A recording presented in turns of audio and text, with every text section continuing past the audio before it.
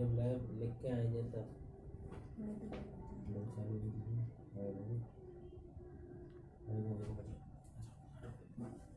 जय भगवान परशुराम, जय श्री राधे राधे, जय गणेश भगवान की, जय चित्रगुप्त भगवान की, जय जय श्री सीताराम। वर्तमान परिवेश में हम लोग तितिक्ष जीवन जी रहे हैं। ऐसा लगता है कि तितिक्ष हो गए हैं। ब्रह्मवाणी गीता में तितिक्ष शब्द का अर्थ है समस्त दुखों को सहन करना और अपने प्रभाव का भी परित्याग कर देना, आशय की अभिमान रहित होना और प्राणी मात्र पर करुणा करना, ये तितिक्ष भाव का जीवन है। सामयिक परिस्थितियों ने हम सभी देशवासियों को इस जीवन जीने की दिशा की ओर प्रेरित कर दिया है। तो विचार हुआ कि इस अवस्था में हम लोग ठाकुरगंज घसियारी मंडी में स्थित जो भगवान परशुराम जी का दिव्य मंदिर बना हुआ है, तो हम लोग उनकी सेवा किया करते थे। श्रीमद् भागवत महापुराण के माध्यम से एक विशाल पर्व मनाया करते थे। वर्तमान बीमारी की विभीषिका को देखते हुए लोक धर्म का निर्वहन करते हुए वो समीचीन नहीं, वो उचित नहीं था। इस कारण से हम लोग अपने अपने घरों में बैठकर भगवान परशुराम जी के पावन पर्व को इसी बहाने से मना रहे हैं और उनके चरणों में सतत, क्योंकि समय के अनुकूल अपने को ढाल लेना भी धर्म है। इन्हीं शब्दों के साथ साथ जो भी हमारे श्रोतागण, उन सबको मैं बड़ी आस्था के साथ नमन करता हूँ, प्रणाम करता हूँ। हमारे पार्षद जी अनुराग जी का सहयोग, जो इस कार्यक्रम को कभी भी उन्होंने रोका नहीं, अनवरत चला, परिस्थिति कोई भी रही हो, उनके प्रति भी मैं भावभीनी सुंदर शुभकामनाएं संप्रेषित करता हूँ। उनकी पूज्य माताजी, पिताजी, परिवार एवं समस्त लखनऊ शहर के जो भी नागरिक हैं, इस कार्यक्रम में आते रहे हैं। हमारे रजत जी हैं, अंकित शर्मा जी हैं, शिवम यादव जी हैं, राहुल महाराज जी हैं। सी राम मैं सब जग जानी की पवित्र भावना के साथ मैं सबको बहुत हृदय से नमन करता हूँ। आइए प्रसंग पर आते हैं कि हम लोगों को चर्चा करनी है भगवान परशुराम जी के पावन चरित्र पर। जब इस दृष्टि में हम विचार करते हैं तो हम ये सोचते हैं कि अगर हमें भगवान कृष्ण की कथा कहनी है तो श्रीमद् भागवत महापुराण ग्रंथ को उठा लेते हैं। राम चर्चा करनी है तो रामचरित मानस को अथवा आदि कवि वाल्मीकि रामायण को हम माध्यम बना लेते हैं। जब शिवपुराण की कथा करनी होती है तो शिवपुराण को माध्यम बना लेते हैं। और जब हमें उपदेश सुनना होता है तो हम गीता को माध्यम बना लेते हैं। लेकिन भगवान परशुराम जी के चरित्र को प्रस्तुत करने के लिए कोई एक ग्रंथ को माध्यम बनाया ही नहीं जा सकता। सबसे पहली विशेषता तो भगवान परशुराम जी की ये है कि सनातन धर्म के अधिकाधिक ग्रंथों में भगवान परशुराम जी का चरित्र कहीं न कहीं जरूर आता है। इसलिए सर्वव्यापकता का स्थूल जो प्रमाण है वो भी इस संदर्भ से परिभाषित होता है। इतना व्यापक चरित्र है कि कई ग्रंथों में कहीं न कहीं भगवान परशुराम जी का चरित्र समाया हुआ है। श्रीमद् भागवत महापुराण को ले लें तो उसमें नवम स्कंद में भगवान परशुराम जी का चरित्र है। विष्णु पुराण में भी भगवान परशुराम जी का चरित्र है। ब्रह्म वैवर्त पुराण में भी भगवान परशुराम जी का पावन चरित्र है और महाभारत में भी भगवान परशुराम जी का पावन चरित्र है। इसके बाद यदि हम ये विचार करें कि कलयुग में, तो हमारे सनातन धर्म के ग्रंथ कहते हैं कि संभलपुर ग्राम में विष्णुयश ब्राह्मण के यहाँ भगवान का जब कल की अवतार होगा, देवदत्त के रूप में उनका जब अवतार होगा, तो उस अवतार लेने वाले महापुरुष के गुरु पद के दायित्व का निर्वहन भी भगवान परशुराम जी ही करेंगे। वे कलयुग के अवतार लेने वाले परमात्मा के गुरु पद को सुशोभित करेंगे। ये भगवान परशुराम जी के जीवन की अनूठी विशेषताएं हैं। 10 अवतारों में छठवां अवतार भगवान परशुराम जी का है और जहाँ 24 अवतारों की गणना आती है वहाँ भगवान परशुराम जी का 16वां अवतार है। भगवान परशुराम जी मानवता के पक्षधर, दानवता का दमन करने वाले, आतताइयों को दंडित करने वाले एवं धर्म के साक्षात स्वरूप, न्याय के मार्ग को प्रशस्त करने वाले और क्रोध को माध्यम बनाकर के अपने जीवन का उत्कर्ष करने वाले इस महापुरुष की ये विशेषताएं रही। भगवत्ता की सत्ता के रूप में पूजते हुए आज हम सब लोग भगवान परशुराम जी के जीवनी पर कुछ न कुछ अपने को जोड़ते हुए, उनकी जीवनी से कुछ न कुछ शिक्षा लेते हुए, उनकी जीवनी से कुछ न कुछ तथ्यों को अपने जीवन में उतारते हुए हम अपने जीवन को, अपनी उन्नति के स्थान को प्राप्त कर सकते हैं। मैं प्रार्थना करना चाहता हूं कि कतिपय लोग कहते हैं कि भगवान परशुराम जी ने वर्ण व्यवस्था से जुड़े हुए थे, जबकि मैंने भगवान परशुराम जी का चरित्र जब पढ़ा तो ये अनुभव किया कि भार्गव वंश में यदि माता और पिता का आज्ञा पालक कोई पुत्र हुआ, कोई संतान हुई, तो वो भगवान परशुराम जी ही थे।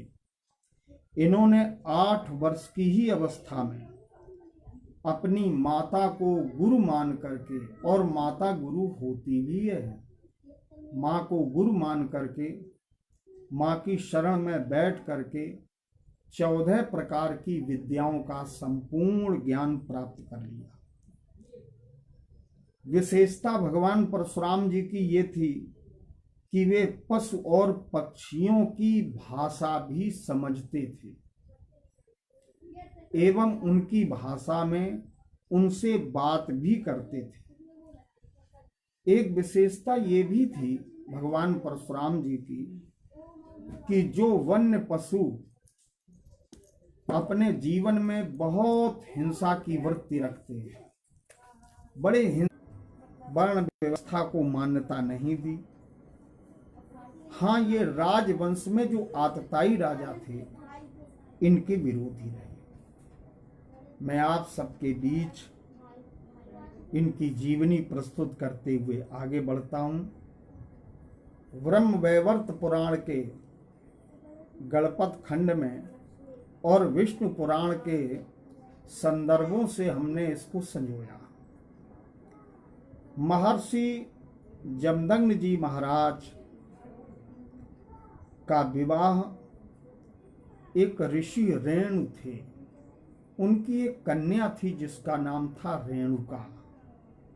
रेणुका के साथ में जमदग्नि जी महाराज का विवाह संपन्न हुआ।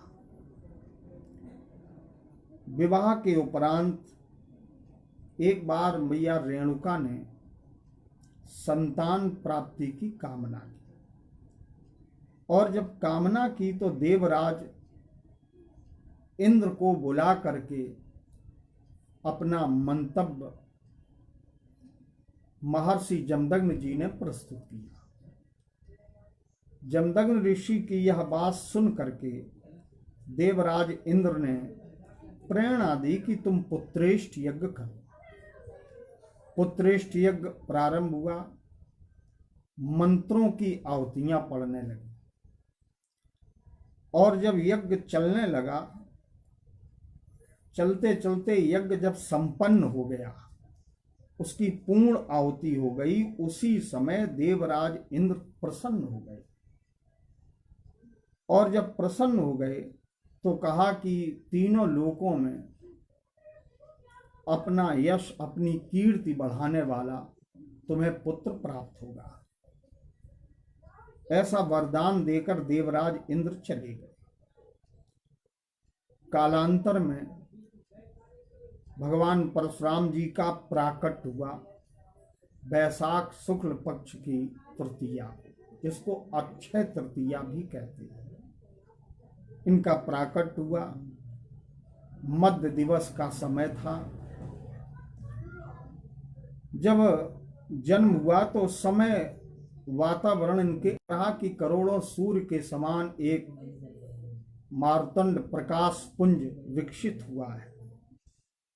नामकरण संस्कार जब किया गया, महर्षि भृगु ने इनका नाम राम रखा। राम नाम के रूप में इन्होंने बाल काल में चक्र तीर्थ में तपस्या की। वहां से इन्हें एक दिव्य आयुध प्राप्त हुआ।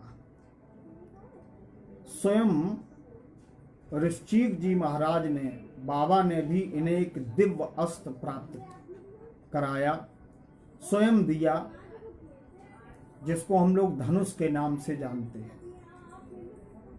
और नारायण अस्त्र के नाम से जिसको जानते हैं, वो चक्र तीर्थ में इन्हें भगवान नारायण ने प्रसन्न होकर के, तपस्या से अभिभूत होकर के, प्रकट होकर दर्शन दिया और कहा कि जब मैं त्रेता के मध्य अवतार लूंगा तो ये हमारे और तुम्हारे बीच संदेह के निवारण करने का एक सशक्त माध्यम बनेगा। इसके बाद भगवान परशुराम जी ने द्वापर युग में भीष्म को अपना शिष्य बनाया, द्रोणाचार्य को भी अपना शिष्य बनाया, और कर्ण को भी धनुर्विद्या का ज्ञान भगवान परशुराम जी ने दिया। लेकिन कर्ण ने छुपाया। यद्यपि वो क्षत्रिय पुत्र था, और ये कथा महाभारत की ओर चली जाएगी, इसलिए मैं इसको यहीं पर थोड़ा सा मोड़ रहा हूं। कर्ण की उत्पत्ति के संदर्भ में हम सभी लोग परिचित हैं, क्योंकि सनातन धर्म के ग्रंथों में हम लोग सुनते रहे। कर्ण सूत पुत्र कहा गया। जब कर्ण को युद्ध विद्या का ज्ञान दे दिया, तब भगवान परशुराम जी को पता चला, और जब पता चला तो इन्होंने उसको शाप दे दिया। यद्यपि यदि कर्ण अपनी बात बता देता और समर्पित भाव से कोई तथ्य छुपाता ना, तो भगवान परशुराम जी निश्चित ही विद्या सफल होने का उसे आशीर्वचन भी देती। और मुझे इस चरित्र से एक शिक्षा भी मिलती है कि गुरुजन विद्या कितनी भी दे दें, लेकिन गुरुजनों की सहानुभूति और गुरुजनों की जब तक आशीर्वचनों की सुंदर पोटली शिष्य के सिर पर नहीं होती है, तब तक सफलता बहुत दूर होती है। सब कुछ जानते हुए भी विद्या अपना प्रभाव नहीं डाल सकती। इसीलिए हमारे शास्त्र कहते हैं कि गुरु के द्वारा अनुमोदित जो विद्या है वही जीवन में सफलता प्रदान कराती है।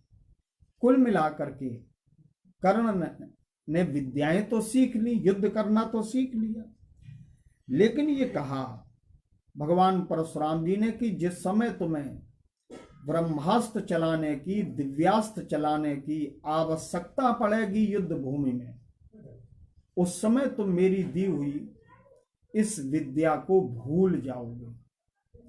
यही कारण था कि कर्ण को विस्मरण हुआ और महाभारत के युद्ध में अर्जुन के द्वारा कर्ण को पराजित होना पड़ा। इसके बाद भगवान परशुराम जी न्याय में इतने न्यायप्रिय थे कि एक बार भीष्म ने जिस समय तीनों कन्याओं का हरण किया, उस समय अंबा ने अपना परिवार प्रस्तुत किया भगवान परशुराम जी। तब भगवान परशुराम जी अपने शिष्य भीष्म को समझाने के लिए गए। पितामह भीष्म ने भगवान परशुराम जी की अर्थात अपने गुरु जी की जब बात नहीं मानी, तो शिष्य और गुरु में युद्ध प्रारंभ हो गया। घनघोर युद्ध होता रहा और जब युद्ध होता रहा तो किसी की इसमें विजय नहीं हुई। प्रायः ये कह दिया जाता है कि इसमें परशुराम जी को लोहे के चने चबाने पड़े, जबकि हमारा ग्रंथ कहता है कि इसमें किसी की विजय नहीं हुई। तब पितरों ने आकर के इस युद्ध को बंद कराया। इससे एक शिक्षा मिलती है कि न्याय के लिए कोई भी हो, हमारा अपना ही क्यों ना हो, लेकिन न्याय करते समय हमें अपने और पराये का भेद कदापि नहीं रखना चाहिए। भगवान परशुराम जी ने 11 छंद युक्त शिव पंचत्वारिश नाम स्तोत्र भी लिखा है। इस स्तोत्र का भी बड़ा महत्व है। भगवान शिव को इन्होंने प्रसन्न किया, भगवान शंकर प्रसन्न हुए तो इन्हें ये दिव्य अस्त्र दिया परशु, जिस कारण राम नामधारी परशुराम जी का नाम परशुराम पड़ा। इच्छित फल प्रदाता गायत्री भी भगवान परशुराम जी की है। इसके बाद जब भगवान परशुराम जी की जीवनी और आगे बढ़ी तो इन्होंने अपना एक शिष्य बनाया जिसका नाम था अकृतवर्ण। अकृतवर्ण शिष्य को साथ लेकर के नारी सम्मान के लिए, नारी उत्थान के लिए, नारी की अस्मिता को समाज में स्थापित करने के लिए भगवान परशुराम जी ने अगस्त महात्मा की पत्नी लोपामुद्रा और अत्रि की पत्नी अनुसुईया को साथ लेकर के इनकी प्रेरणा से एक अभियान चलाया और पतिपरायण देश में नारी को भी बहुत महत्व दिया। इस प्रकार भगवान परशुराम जी का जो व्यक्तित्व है, जो महत्व है, वर्तमान परिप्रेक्ष्य में निश्चित ही भगवत्ता की सत्ता के रूप में प्रमाणित है। श्रीमद् भागवत महापुराण के अंतर्गत जब हम आते हैं तो पौराणिक आख्यान में भगवान परशुराम जी के उत्पत्ति के संदर्भ में कुछ यदि हम प्रकाश डालें तो पौराणिक चर्चा में एक बात आती है, थोड़ा सभी लोग अपना मन श्रीमद् भागवत महापुराण की ओर भी लाएं। भगवान परशुराम जी के जन्म की कथा का सूत्रपात कहाँ से होता है? इंद्र के दरबार की एक अप्सरा उर्वशी और पुरुरवा से 6 संतानें उत्पन्न हुई। इनमें आयु, श्रुतायु, सत्यायु, रय, विजय और जय ये पुत्र उत्पन्न हुए। विजय का पुत्र उत्पन्न हुआ भीम। भीम का बेटा हुआ कांचन। कांचन का पुत्र हुआ होत्र। होत्र का पुत्र हुआ जन्म। ये वही जन्म ऋषि हैं जो भगवती गंगा को पी गए थे, जिससे गंगा का नाम जानवी पड़ा। इनका पुत्र हुआ पूरु और पूरु का बालक हुआ बलाक। बलाक का बेटा हुआ अजक। अजक का पुत्र हुआ कुश और कुश के 3 भाई और थे। कुश का पुत्र हुआ कुशाम और कुशाम का बेटा हुआ गाधी और गाधी का पुत्र विश्वामित्र। इसलिए कुश वंश में जन्म होने के कारण इनको कौशिक भी कहा जाता है। गाधी की एक कन्या थी जिसका नाम था सत्यवती। परम सुंदरी थी, दिव्य गुणों से ओतप्रोत थी। भगवान परशुराम जी के बाबा ऋषिक जी इस कन्या के वरण करने के लिए गादी के पास में आए। गादी ने मना किया कि मेरी पुत्री तुम्हारे वर्ण करने के योग्य नहीं है। एक शर्त रखी कि तुम हमको 1000 अश्व ला करके कहीं से भी दो। 1000 अश्व हमें चाहिए और उन घोड़ों का वर्ण जो है वो चंद्रमा की चांदनी के समान श्वेत हो, लेकिन उनका एक कान जो है वो श्याम वर्ण का होना चाहिए। कालांतर में इसमें कई कथाएं जुड़ती हैं कि एक घोड़ा कम पड़ गया तो कान पकड़ करके ही वरुण को घोड़ा बना लिया, आदि आदि, लेकिन मैंने ये प्रसंग पढ़ा नहीं। प्रसंग केवल इतना है कि वो 1000 घोड़े दिए आकर के, और जब 1000 घोड़े दिए तो सहर्ष अपनी कन्या का विवाह ऋषिक जी महाराज के साथ में संपन्न कर दिया। गाधी ने सत्यवती सेवा करने लगी। एक समय की बात कि सत्यवती ने अपनी मां के कहने पर पुत्र की कामना की, लेकिन एक बात कही कि मेरे पिता के गादी के पास में कोई पुत्र नहीं है, इसलिए मेरी मां को भी संतान मिले, ऐसा कोई आप उपाय करें।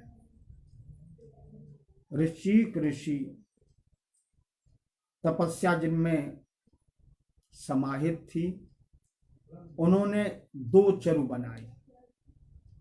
एक चरु अपनी पत्नी सत्यवती के लिए और एक चरु सत्यवती की मां के लिए, और चरु का निर्माण करके मंत्रों से अभिमंत्रित विशुद्ध जल को ही चरु कहा जाता है।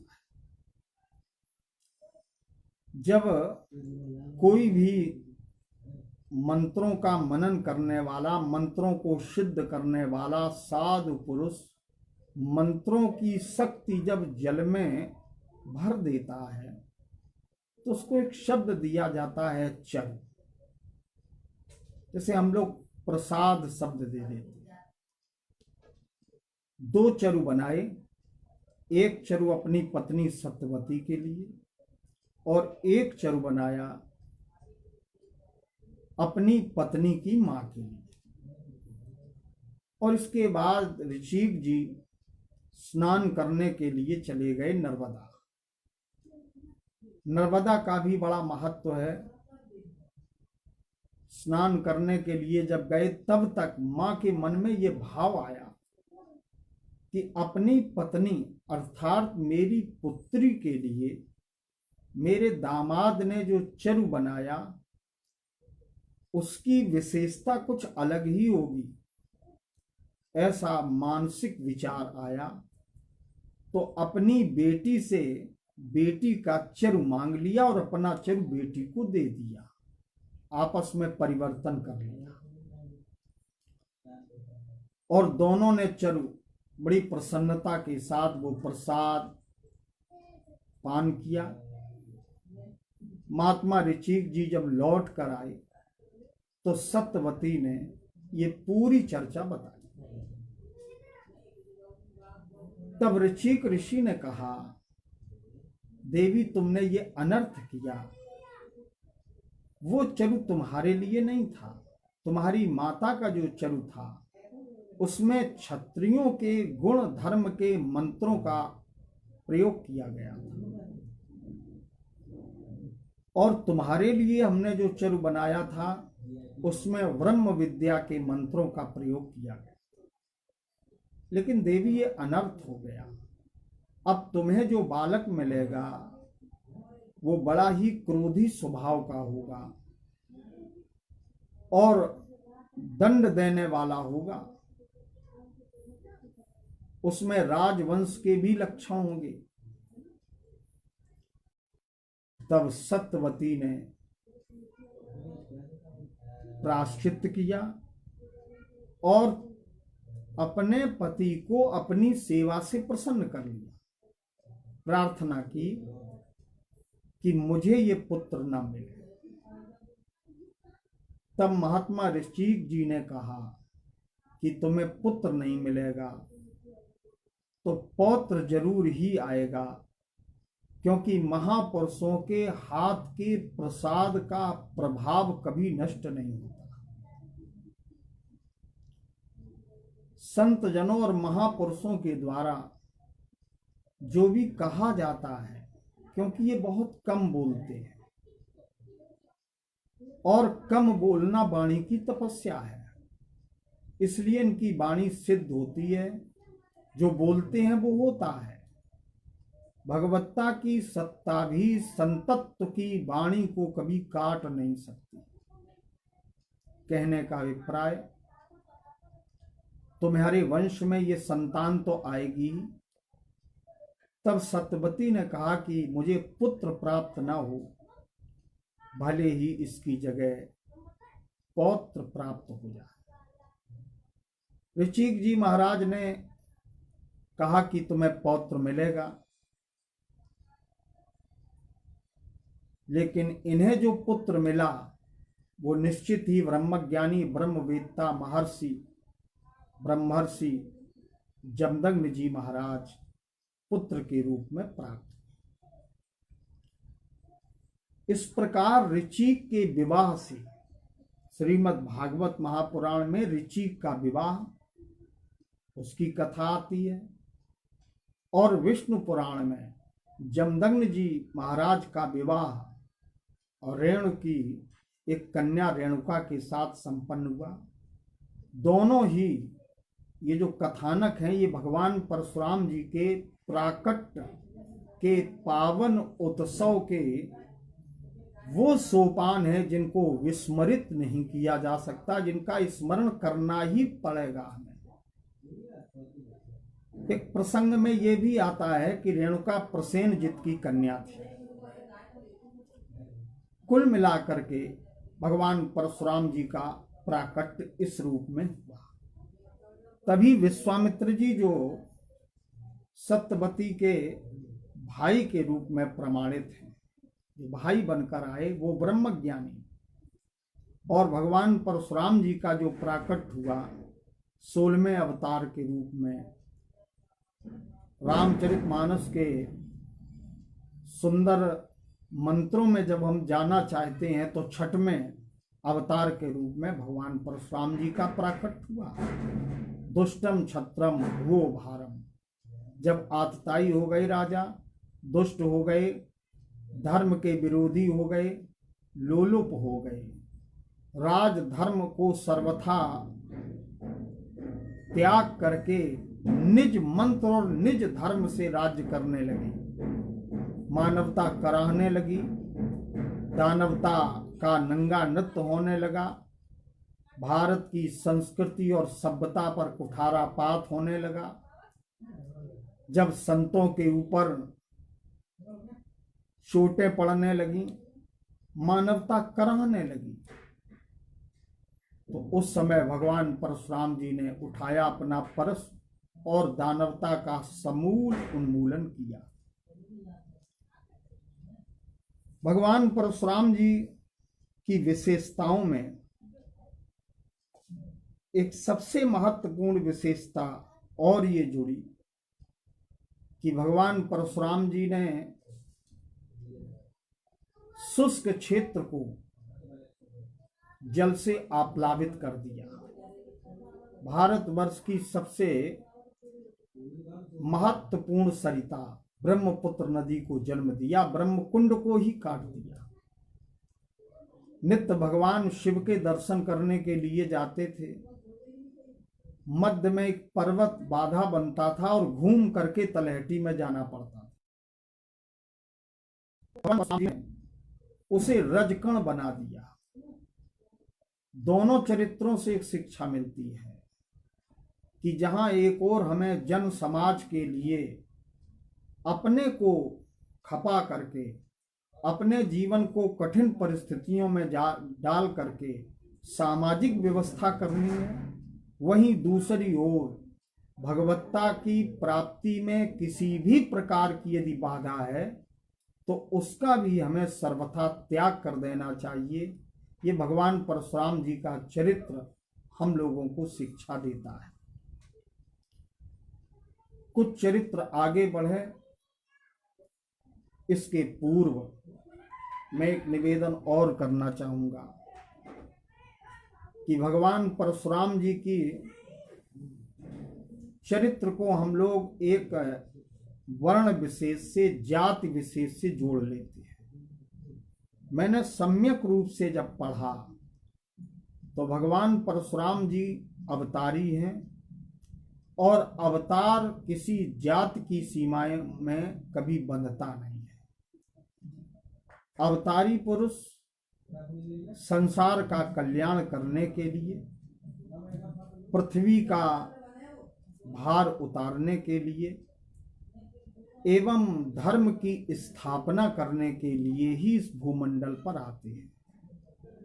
जब जब धर्म की हानि होती है, ब्राह्मणों पर, गंगों पर, संतों पर, धर्म पर अत्याचार होता है, उसी समय कोई न कोई शक्ति परमात्मा के अंश से प्रकट होकर के आती है, अथवा परमात्मा ही आते हैं।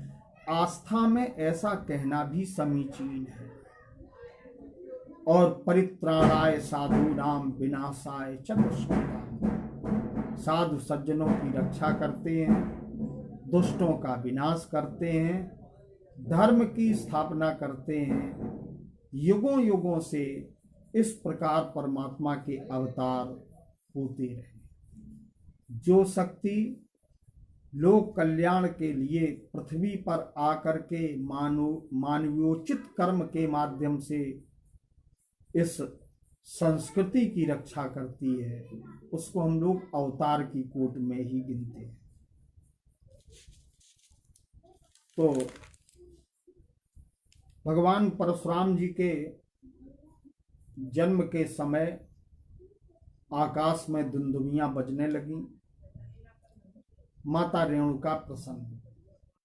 5 वर्ष की अवस्था में माँ की गोद से नीचे उतर के अचानक पूछ दिया, माँ मेरा धनुष किधर है, मेरा धनुष किधर है। भगवान परशुराम जी का जीवन कुछ आगे और बढ़ा, और जब जीवन आगे बढ़ा तो ब्रह्मचर्य जैसे कठोर व्रत का पालन किया। एक साधु के वेश में, एक यति के वेश में, एक महर्षि तक इनकी साधना पहुंची, क्योंकि ऋषियों की भी कोटियां होती हैं। तो महर्षि तक परशुराम जी बने। वनों में विचरण करते थे, अथातो ब्रह्म जिज्ञासा परिपूर्ण थी और ये आत्मविद्या के बहुत ही धनी थे। उस समय एक राजा था, भगवान परशुराम जी के कार्यकाल में। उस राजा का नाम था सहस्त्राबाहु अर्जुन। इसका भी वंश राजा यदु के सहस्त्राजित, सताजित, गोपोदय, धनक, कृतवीर और कृतवीर का पुत्र था कार्तवीर अर्जुन, जिसको सहस्त्राबाहु कहते। बड़ा धार्मिक राजा था और पिता का अनन्य भक्त था सहस्त्राबाहु। बहुत बलवान था। इसने भगवान दत्तात्रेय की उपासना की। उपासना करके युद्ध में 1000 भुजाएं हो जाएं ऐसा इसने वरदान प्राप्त कर लिया। दत्तात्रेय की कृपा से सहस्त्राबाहु में अपरिमित शक्ति, अपरिमित बल आ गया और उसने कई राजाओं को पराजित करके आसमुद्र क्षितिशाना, समुद्र पर्यंत अपना राज्य स्थापित कर दिया। मानवता का आचरण करता था, पितृभक्त था सहस्त्राबाहु। इसके संदर्भ में तो हमारे शास्त्र कहते हैं कि किसी की यदि कोई वस्तु कहीं खो जाती थी तो वो खोई हुई वस्तु सहस्त्राबाहु के नाम लेने से सहज में ही प्राप्त हो जाती थी। सहस्त्राबाहु अर्जुन का ये प्रभाव था। लेकिन कभी कभी शक्ति जब प्राप्त होती है और गहनतम गहराई का अभाव होता है तो वो शक्ति हमारे विनाश का कारण बन जाती है। सहस्त्राबाहु अर्जुन अपनी रानियों को लेकर एक बार नर्मदा नदी में स्नान करने गया। 1000 भुजाएं इसने लगा दी, नर्मदा का प्रवाह रुक गया, जलधारा अवरुद्ध हो गई। दूसरी दिशा में, विपरीत दिशा में जल बहने लगा नर्मदा का। वहीं सुदूर रावण की शिविर लगा हुआ था, रावण की सेना का पड़ाव पड़ा हुआ था, वो डूबने लगा। तो जब रावण का शिविर डूबने लगा तो सहस्त्राबाहु के सामने आया रावण। सहस्त्राबाहु और रावण का जब युद्ध प्रारंभ हुआ तो सहजता में ही सहस्त्राबाहु ने इसे जंतु की तरह पकड़ लिया। इतना बलवान सहस्त्राबाहु। एक समय इसने अस्त्र शस्त्र लिए, सैनिकों को साथ में लिया और सहस्त्राबाहु अर्जुन मृगया करने के लिए, शिकार खेलने के लिए भीषण वन की ओर निकल पड़ा। मैं यहीं अपने दर्शकों से एक निवेदन और करना चाहता हूं कि दक्षिण भारत में, केरल में, गोवा में जितने भी गांव बसाए हुए हैं वो भगवान परशुराम जी के ही बसाए हुए हैं। दक्षिण में भगवान परशुराम जी ने गांव गांव का विकास किया है, आधारशिला रखी है।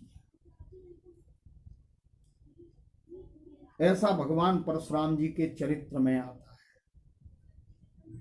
तो सहस्त्राबाहु भगवान परशुराम जी ने जहां जहां पर संयोजन किया, उन भीषण वनों को रोंदता हुआ, राजलक्ष्मी के मद में अपने चरण आगे बढ़ाता हुआ, सैनिक इसके साथ में थे। ये आया तो रात्रि का समय हो गया। जब रात्रि का समय हो गया तो व्यास भगवान कहते हैं कि इसको आश्रय की आवश्यकता महसूस हुई। वहीं भगवान परशुराम जी के पूज्यपाद पिताजी जमदग्नि ऋषि का आश्रम था। उस आश्रम में सैनिकों के समेत सहस्त्राबाहु अर्जुन प्रवेश कर गया। लेकिन यही एक विचारणीय बात है कि जिस समय जमदग्नि ऋषि ने पुत्रेष्ट यज्ञ कराया तो इंद्र ने कामधेनु नाम की जो गौ मां थी वो यज्ञ संपन्न कराने के लिए महात्मा जमदग्नि जी महाराज को दी थी, क्योंकि इतना बड़ा यज्ञ बिना कामधेनु की कृपा के संभव नहीं था। तब से ये कामधेनु गौ ये बंधी हुई थी महात्मा जमदग्नि ऋषि के आश्रम में। जिस समय सहस्त्राबाहु अर्जुन पहुंचा तो इस राजा का यथोचित सम्मान भगवान परशुराम जी के पूज्य पिताजी ने किया। 56 प्रकार के भोग, सुंदर खटरस व्यंजन कामधेनु की कृपा से आश्रम में ही उपलब्ध हो गए। इसने दिव्य भोजन किया। महर्षि जमदग्नि ने बड़ा इसका सत्कार किया, क्योंकि अतिथि था और राजा भी था, और राजा के शरीर में समस्त देवताओं का वास होता है। और पहले ऐसी मान्यता भी थी कि राजगद्दी हमेशा व्यास गद्दी का संरक्षण चाहती थी, हमेशा संरक्षण चाहती थी। राजगद्दी कोई भी कार्य अनुचित नहीं करती थी। यदि कोई बात समझ में नहीं आती थी तो तत्काल व्यास पीठ के यहाँ समस्या के समाधान के लिए जाते थे, गुरुजनों के यहाँ जाते थे। चक्रवर्ती दशरथ जी को भी जब कोई संतान नहीं मिली तो गुरु ग्रह गई तुरत महिपाला। यहाँ तुरत शब्द इस बात का वाचक है कि हमें समाधान संसार में नहीं खोजना चाहिए। परमात्मा के चरणों में, गुरुजनों की चरण शरण में ही समाधान मिल सकता है। तो ये व्यासपीठ ने राजपीठ का, राजगद्दी का सुंदर आदर किया, और राजगद्दी ने ऋषिपीठ का, व्यासपीठ का आदर नहीं किया। मन में लोभ जग गया कि मैं एक राजा हूं, मेरे पास इतनी व्यवस्था नहीं हो सकती। लेकिन एक महात्मा जो आश्रम में रहता है, लंगोटी लगाए हुए है, निश्चित ही आश्रम में कहीं ना कहीं धन जरूर गढ़ा हुआ है। ऐसा सोच करके उसने प्रश्न किया कि आपने ये सब व्यवस्था इस आश्रम में अकेले कैसे कर ली? बड़े विनम्र महात्मा जमदग्नि ऋषि ने कहा, इसमें मेरा कोई प्रभाव नहीं, ये हविर्धानी कामधेनु की कृपा है। कामधेनु और कल्प वृक्ष, मन में आप जो कामना करेंगे उस कामना की पूर्ति तत्क्षण करते हैं। ये दिव्य वस्तुएं हैं, ये स्वर्ग की संपत्ति है। ज्यों ही ऐसा कहा तो सहस्त्राबाहु अर्जुन के मन में कामधेनु के प्रति लोभ उत्पन्न हो गया और बोला, ये गाय मुझे दे दो। इसने गौ की याचना की, लेकिन महात्मा जी ने कहा कि ये गाय मुझे यज्ञ के लिए प्राप्त हुई है, मेरा यज्ञ समाप्त हो गया, अब ये गाय मुझे वापस करनी है। लेकिन राजा ने विनम्रता का कोई महत्व नहीं समझा, क्योंकि अभिमान विनम्रता को कायरता समझता है। जब कभी कोई विनम्र होता है, जब कभी कोई झुकता है, तो अहंकारी पुरुष उसकी विनम्रता को, उसकी नयशीलता को, उसकी नमनशीलता को, उसके झुकने को, उसके आदर भाव को उसकी परम शांति को, उसके हृदय की विशालता को कायरता समझ लेता है, क्योंकि वो उसका महत्व तो नहीं जानता। विनम्र कर रहे थे, विनम्रता से प्रार्थना कर रहे थे, विनयी हो रहे थे, दीन वचन बोल रहे थे महात्मा जमदग्नि जी महाराज। लेकिन राजा सहस्त्राबाहु का अभिमान बढ़ चुका था और ये अभिमान में कहने लगा कि गाय मैं जबरदस्ती ले जाऊं। अपने सेवकों को आज्ञा दे दी कि गाय को जबरदस्ती खोल। यद्यपि उस गौ मां का भी मन नहीं था, क्योंकि आश्रम की शांति और राजा के वैभव के मध्य में बहुत बड़ा अंतर होता है। राजा के यहां सब कुछ होते हुए भी कोई न कोई वो अभाव जरूर होता है कि राजा भी चौथेपन में उस प्रभावशाली राजमहल को त्याग करके उस दिव्य वस्तु की खोज करने के लिए वनों की ओर, आश्रमों की ओर जाता है और गुरु चरण में बैठ करके अपने जीवन को धन्य करता है। तो जिसको संपूर्ण राज्य मिला, जिसको सब कुछ मिला, वो भी एक दिन राजमहल छोड़ता है। इसका मतलब है अप्राप्त की प्राप्ति उसको राजमहल के सुखों में भी नहीं होती।